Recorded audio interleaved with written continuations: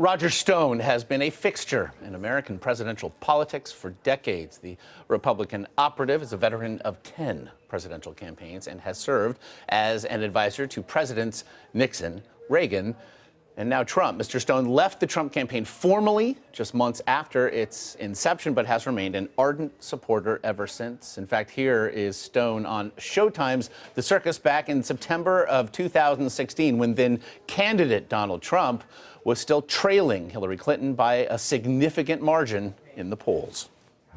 So is Trump behind, even, ahead? No, it's impossible to say. With Trump, there is an X factor. He will still have 60 days, which in this case is a lifetime. If Donald Trump runs a conventional Republican campaign, he will lose. The only thing predictable about Donald Trump is that he's entirely unpredictable. Right. He could come at her anywhere. Roger Stone soothsaying there, and now he is out with a new book, The Making of the President 2016, How Donald Trump Orchestrated a Revolution. And Roger Stone, good enough to join me here on set. Congratulations, first of all, on the book. In bookstores now, Roger. Thank you. Before we get to the book, though, let's start with some news of the day. Sure. As President Trump announced that Neil Gorsuch is his pick to fill the seat vacated by the death of Antonin Scalia. Does the Supreme Court, if nothing else, did that come up in conversations with then candidate Trump while he was still out on the trail? Only the need to make it very clear that you were going to appoint a conservative, which is why he produced a list of 10 possibilities, 10 jurists, and then after the list was prepared and after he became president, there are a lot of people came up with reasons why we didn't have to use the list, or we could have gone around the list, or maybe people won't remember the list. But the president's been adamant. I said it was going to be somebody on this list. It must be somebody on this list. Let's start looking at them one by one. Well, then what do you make of this pick particularly?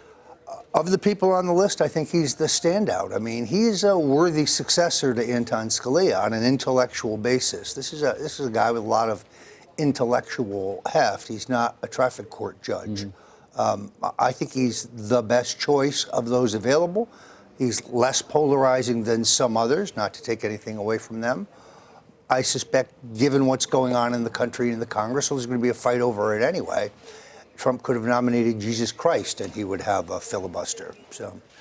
Then how ultimately do you see it going? Because there is already two distinct schools of thought that perhaps Democrats take it easier here, girding for a battle should Justice Kennedy step down, and those who are saying, nope, it is time to push, if not now, when? Well, actually, yesterday I heard an alternative theory before this nomination was made. Maybe Trump, maybe we give them someone more moderate on the first pick so they get their guard is down on what comes next, second, third. I actually think he'll get 4 nominations before it's over. You do? I do.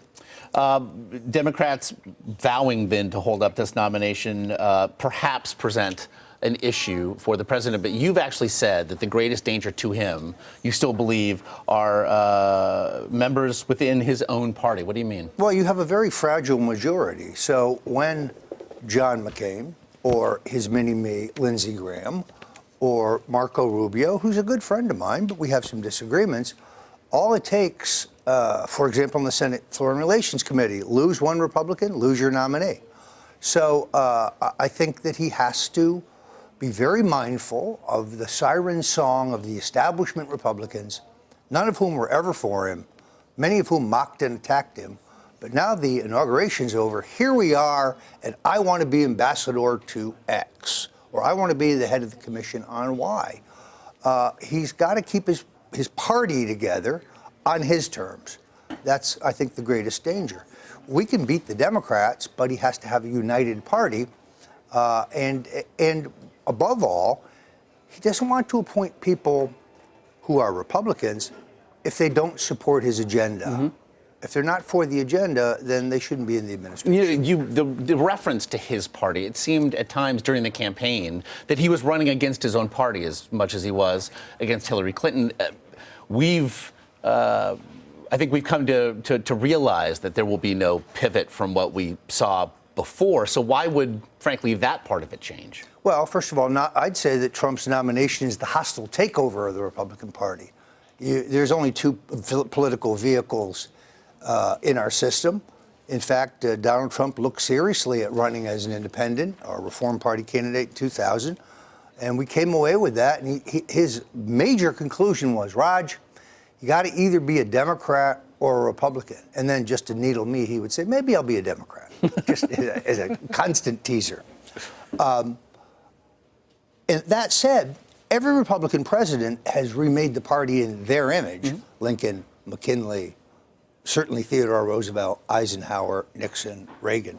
And Trump now has a unique opportunity to make the party in his image, meaning it's not a party of fat cats, it's a party of working class people. It's a middle class party. And it's also paying off the promises I made during what he calls the revolution. One of those seems to have happened again over the weekend, a big headline as it concerned the executive order on immigration. Now, the administration led by Sean Spicer yesterday has been, or attempted to be, unambiguous, saying this is not a ban. Sean Spicer had called it a ban. Donald Trump had called it a ban. In fact, Donald Trump tweeted just moments ago, call it whatever you want. I'm trying to keep America safe, essentially. But Rudy Giuliani early on said that when he first said Muslim ban, that Donald Trump called him and said, I want a Muslim ban and I want you to help me do it in a legal way.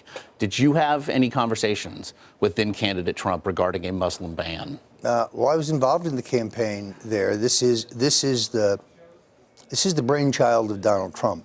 I mean, unlike every other candidate for president I've worked for, he's his own man. He's his own strategist. He is his own issues guy. He is his own speechwriter. He has an innate sense of public relations and the news cycle. And the word that I think keeps getting dropped is a temporary ban.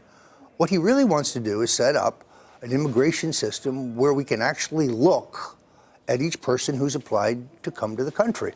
Today, under the rules, you're not allowed to look at the social media postings of someone who has a pending application. That makes no sense at all. But for refugees entering this country, it is a years-long process. Yes. That is, in many quarters, extreme enough. But you're speaking to length. You're not necessarily speaking to thoroughness. So you think it's just a matter of time, but it's not extreme enough? I think the time it takes is less important than the intensity of the examination. If you're not allowed to look at an employee's Facebook page, that defies common sense. Well, in the wake of these executive orders, I do want to get to the book, because many are wondering now, and you say he's his own man, self-styled to a degree, but to whom then he is turning? And certainly if you posit that it might still be members of his own party who present the greatest danger here. About his inner circle, you write this, and I quote, in the final phase, Trump found Steve Bannon had genius ability to get his messages packed into the powerful mantras the thousands attending rallies planned on chanting, while Kellyanne Conway displayed equal acumen in keeping Trump's temperament level through the long airplane rides. Is Steve Bannon the most important voice in the White House now? Well, Donald Trump is the most important voice in the White House, and I think Steve Bannon has an uncanny ability to reflect what his boss wants done and get it done. I mean, they're ideologically bound, meaning they have the same views on immigration, on trade, which is not necessarily a traditional Republican view, as you know, on our fiscal situation, on our foreign policy. So I see Steve more as an implementer of the agenda. He's a thinker. He's a fellow revolutionary. He's able to think outside the box. Mm-hmm. The rest of, I think, the White House staff are mechanical, as has been traditional. Good chat here on this one. Quickly, what went into writing this? When would you say you started this book? I don't know. Maybe I started it in 1988. I mean, I've been keeping files and notes on my experiences with Donald Trump since I met him.